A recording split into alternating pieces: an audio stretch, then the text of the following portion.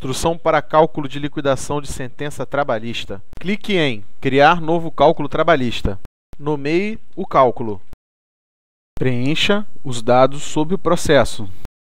Em dados contratuais, preencha as datas conforme desejar. Informando a data de distribuição, será calculado juros de 1% após.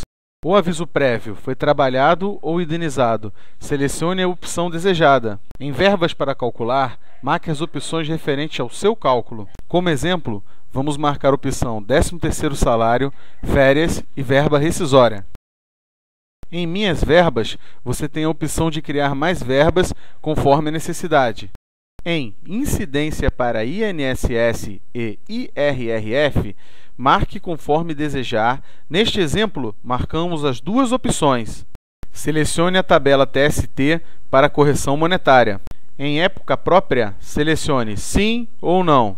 Em tabela DSR, selecione a tabela padrão ou crie a sua própria tabela personalizada para descanso semanal remunerado. Após ter preenchido os dados, clique em Avançar. Em Remuneração, como será informada a remuneração do reclamante? Digitar o salário mensalmente ou deflacionar o último salário. Por favor, selecione uma das opções. Além do salário, o reclamante tem direito a mais algum tipo de gratificação? Selecione a opção. Veja que você pode nomear a gratificação. Vamos avançar. Na tela de verbas rescisórias, o cálculo para o 13º já foi selecionado.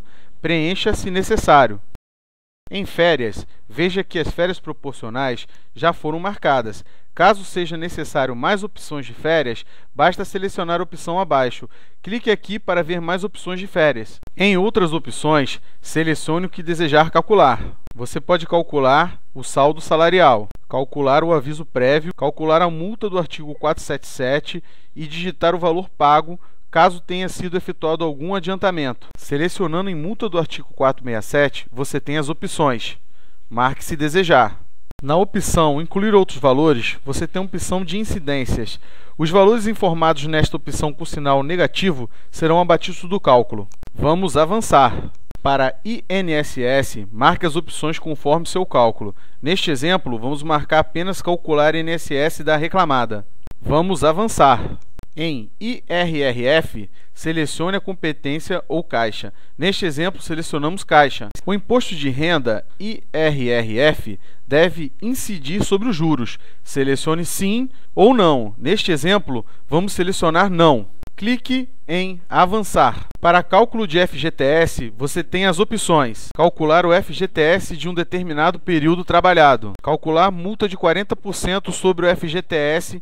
Em nosso exemplo, vamos marcar calcular multa de 40% sobre o FGTS. Clique em Avançar. Em opções gerais, você pode incluir em seu cálculo honorários advocatícios, juros se desejar calculá-los pro rata, honorários do perito. Logo após, clique em Avançar.